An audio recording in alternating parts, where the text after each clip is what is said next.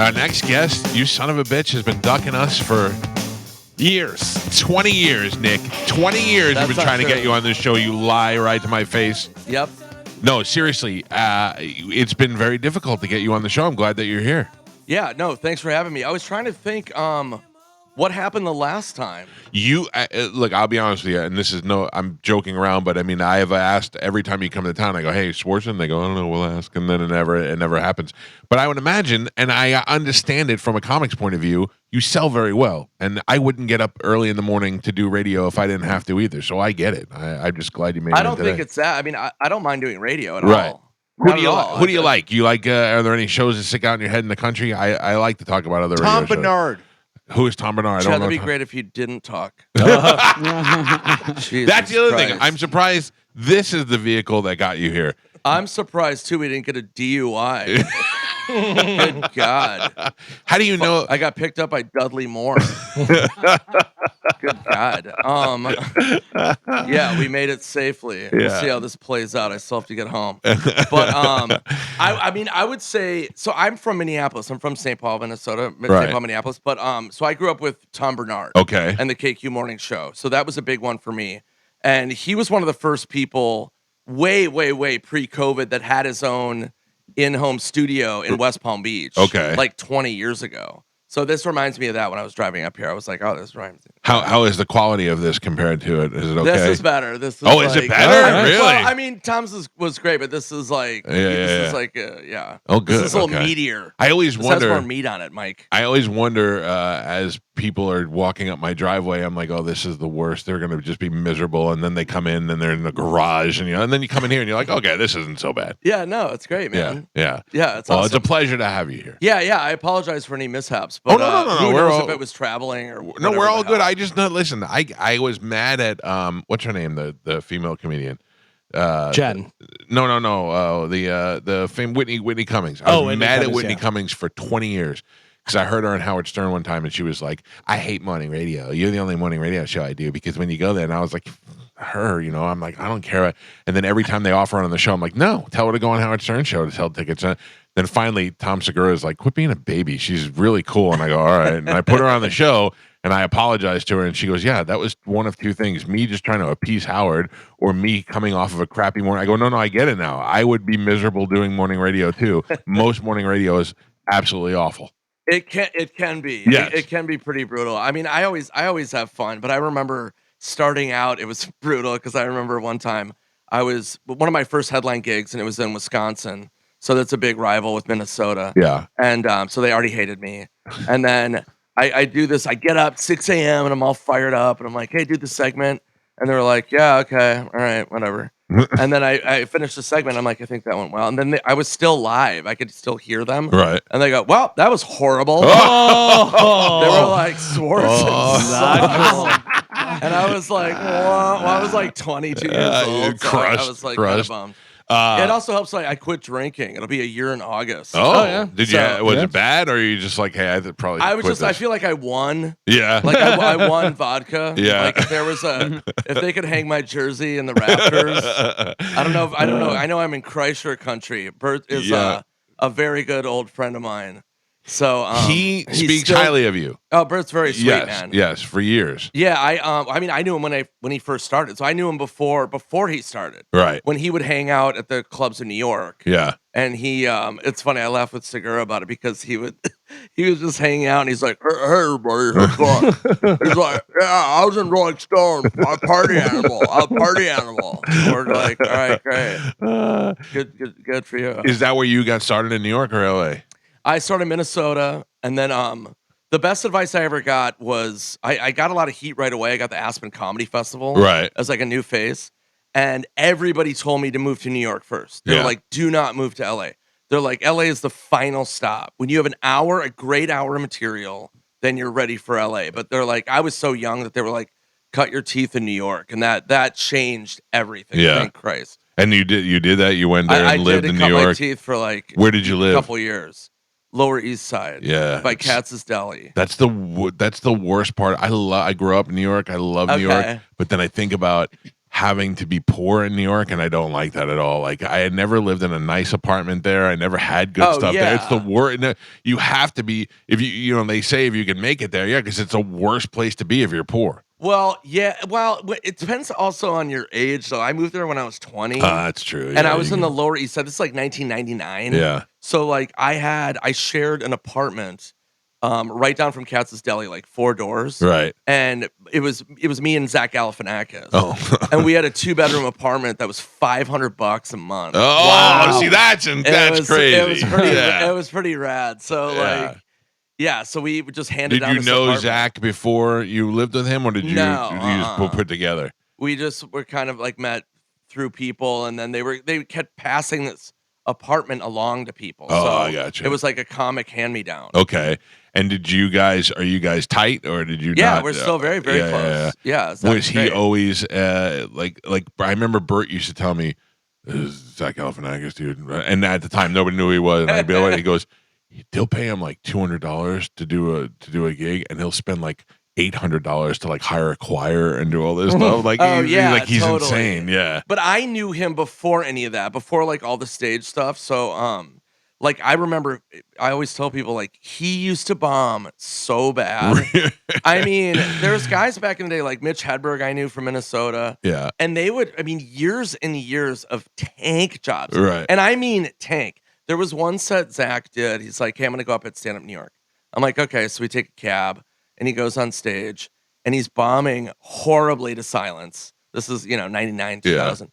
Yeah. And he takes his cell phone out in the middle of a set, and he calls me. I'm in the back of the room. My phone buzzes, and I answer, and I go, hey. And he goes, hey, man, what are you doing? I go, I'm in the back of the room, and he goes, this crowd, can I swear? You're in the no.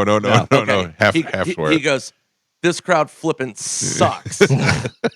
And I go, yeah, they're not good. He goes, yeah, this is a nightmare. This is all on stage. Right, and you're in the back of the room. Yeah, and he goes, do you want to get something to eat? And I go, yeah, what are you thinking? He goes, let's go down to that deli on 2nd Avenue. He's like, can you call a cab now? He goes, this audience is horrible. I'm going to get out of here. And I'm like, okay, cool. So he hangs up the phone. He turns to the crowd. He goes, that was an emergency. Sorry. You guys are horrible. I'm going to go eat. And he just walked up. And they don't get any of that? No, they just stare like, at what's him. going on? Oh, my God. And I always wonder, because I've had crazy bad sets too, so I always wonder if people back in those days ever remember and be like, oh my God, I saw him. Yeah. Like, I wonder if anybody, goes like, oh my God, when they see The Hangover. Yeah. That's the dude. That's the dude. Or do they totally glaze it over where they're like, I saw him way back before he was famous. He was hilarious back then. Meanwhile, totally. Then there's that angle. Yeah, no, like, I got it. I saw it. I saw it right away, man. Legend, total legend. Now, how do you hook up with the Sandler guys and the Will Ferrell guys? Like, when do you first get on? Whose radar are you on first? I met Sandler on J-Date. Okay. A lot of people don't know that. It took me a second for that. I know. I was waiting. Okay. No. Yeah. Like Sandler. It was so weird. It was like pure serendipity. So my first Comedy Central special came out, I think, in like 2000. Okay. And it ran for a while when Comedy Central was big. And so Sandler was just at home with his wife, and they were just channel surfing, landed on Comedy Central, and my special was on. And this is probably around 2003, I think. And he was like, oh, who's this kid? And he wrote my name down. And I used to have jokes about my grandma. Right. And so he was like, oh, it's really funny. So he called his manager, and I was with the management company. And he goes, who's this kid? And so they met with me. And he was like, I want to meet him. So they called me up, and they're like, hey, Adam Sandler wants to meet you. And I'm how far are you? Like, I mean, you have a good Comedy Central special, but are you at a point now where you're like, holy crap, Adam Sandler wants to meet me? Oh, yeah. I was stoked. I mean, I was on Reno 911. Right. I had written Malibu's Most Wanted. I was on Comedy Central. So I had like some legs in the game. Yeah. But Sandler was an idol. I mean, times 1,000. So I was super stoked. And then he had a movie called Grandma's Boy. Yeah. And so he was like, hey, I saw your grandma jokes. I heard you're a writer. Can you help with the script? He's like, it's a PG-13 romantic comedy and we hate it. So can you he goes, make it rated R, make it crazy, write yourself in the movie, do whatever you want. And I was like, okay. Wow. And then that was it. After I did that, they were like, whoa. And then we did Benchwarmers together. And then he's like, I want you to, he actually goes, have you been on SNL? And I go, no. And he goes, oh, you should do it. You would kill, you know? And I'm like, yeah, sure. And he goes, I'll call Lauren. He goes, I'll get spayed and everybody call Lauren. So I'm like, okay, cool. And then the next day he called me. He goes, yeah, you don't want to do that. Don't do it. And I go, what do you mean? He goes, do you want to just make movies with me? And I'm like, oh, okay. So then I started producing and writing with Adam. And then wow, I gotta tell you, that's a great way to get in. I mean, it was great, man. I mean, he's just like a normal dude, you know what I mean? Like I'm just a dude, you know what I mean? I'm not any different than. I gotta tell you, from your pretend time that was on Comedy Central, I love pretend time. You would have been great on SNL. One of the funniest things I think I've ever seen in my life was Nick did a skit where he was Lady Gaga's brother, Gary Gaga, who was just a police officer in Chicago or something. Yeah, totally. And he was a police officer, but he'd wear crazy outfits and have crazy makeup. And he'd have like a hat with like a little donut on it and stuff. And he goes, I'm a Gaga. Yeah, I would be a hybrid of a cop and like Lady Gaga kind of dressed up. He'd be like, hey, I'm a Gaga. What are you going to do? She does the thing, I do mine. Did you ever try out for Saturday Night Live? No, I didn't. When I first came up, somebody had sent them a tape of me and they said I was too young. And then after that, like a couple years later, then Jimmy Fallon got it. And then they were like, oh, yeah, young people are cool. And then the whole Sandler thing happened. And then it was kind of the ship had sailed. But Pretend Time, I love that show. Yeah, it was great. Yeah, and we did 2 seasons. It's so hard to find. I was in the weird gray area where they stopped doing DVDs. So you can't find that. There's no DVD of it. There's clips on YouTube. There's clips on YouTube. I have a YouTube channel, Sword Nation. And I'm trying to upload as much as I can. So now you own all that stuff? No. Upload it all. I don't own anything. Yeah. I borrowed these clothes from Santa. Now, you are in Happy Gilmore too? Yeah. That was like one of the highlights of my entire life. Now, have you seen the whole movie yet? Dude, this is real. I'm not lying to you. I've worked with Sandler closely for 20 years. Right. Literally one of my best friends on planet Earth. I haven't read the script. I don't know anything about it. I haven't seen a cut of it. I had no involvement except he was like, hey, man, I have a part for you. Just show up, on these days. Right. They sent me my sides or whatever, which was basically, I can't really say anything about that. Right. But I know nothing. It was so secretive to the point where when I showed up in the makeup trailer and they had like who the cast was for that day, they didn't even have Sandler as Happy Gilmore. They had like an alias. So like you didn't know what was going on. It was wild. That's pretty good. I think that you worry about the long-awaited sequel. Not all of these have panned out, but there's something about the magic that he brings to a movie, and that seeing all that cast together again, I think will be great. Yeah, totally. And the thing about it is that working with him, he was offered it like so many times. Sure. Oh, I'm sure, and he was like, no. And then finally he called me and he was like, I think I'm going to do it. Yeah. And I'm like, really? And he goes, yeah, I was kicking around ideas with Tim Herlihy, who wrote the original with Sandler. And he goes, we had an idea and then we just ran with it. And he's like, I think I'm going to do it. Oh, good. So like he wouldn't do it unless, you know what I mean? Right. Yeah, it's not like he needs the money. It's not like he's like desperate to get, you know what I mean? Yeah, he can quit driving Uber. Have you gotten any of those Sandler gifts that we hear about all the time? No. What is that all about? Come on now. Dude, I was in Grown Ups too. Yeah. And I was so bummed. And yeah, they had all gotten cars. Yeah.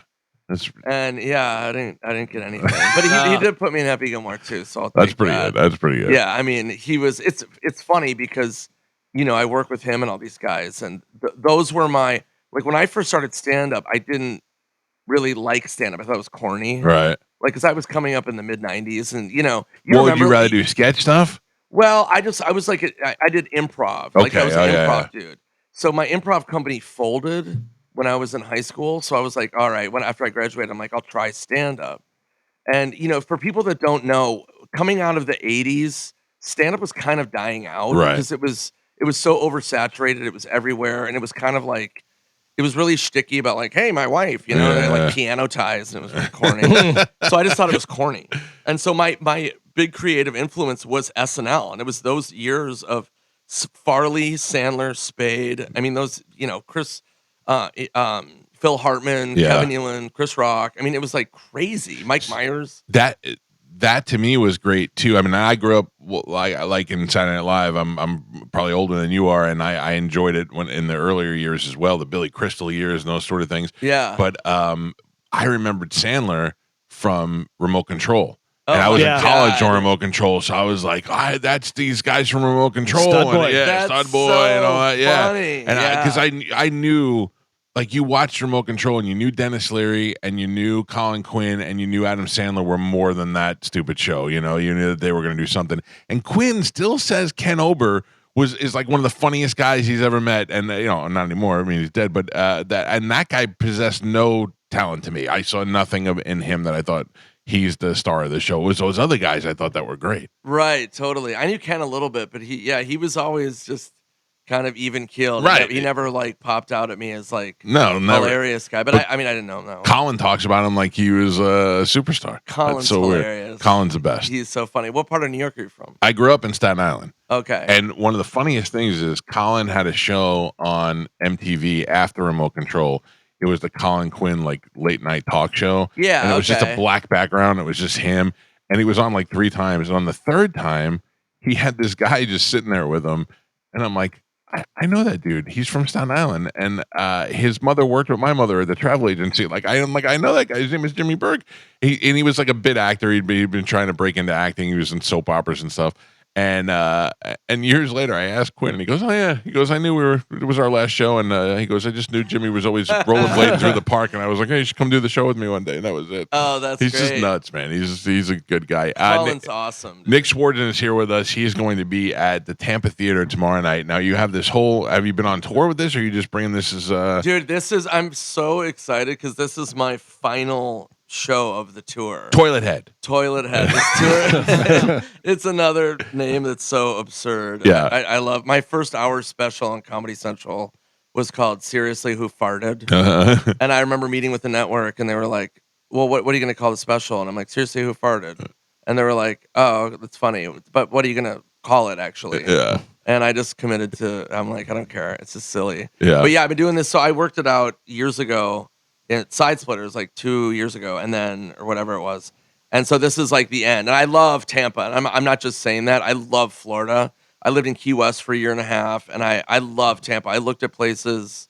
Actually, last year I had a place on hold. Oh yeah. Yeah, I'm a big fan. So this is like I heard you were living down in Key West. Yeah, I was there for a year and a half. Did you love it down there? Or did I you not loved like it. I went for 10 days and I stayed a year and a half. Yeah. Yeah. And they had that comedy club down there that's not bad. They do. They've got this club, man. It's like the Key West Comedy Club. Yeah. I went there with Bobby great. Kelly and I was like, all right, I'll go check it out, and ended up being fine. It was great. Yeah, no, it's cool, man. It's intimate. It's intimate. Yeah. Yeah, I know Bobby Kelly really well too. I've known Bobby forever.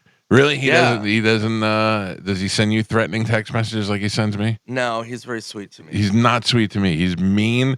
I've seen him be mean, Mike. Now I feel bad for you. He's got that streak from when he was in kid prison. Yeah. And it comes out on me every once in a while. Like I don't deserve that. He's a nasty little monkey. He's my number one best friend.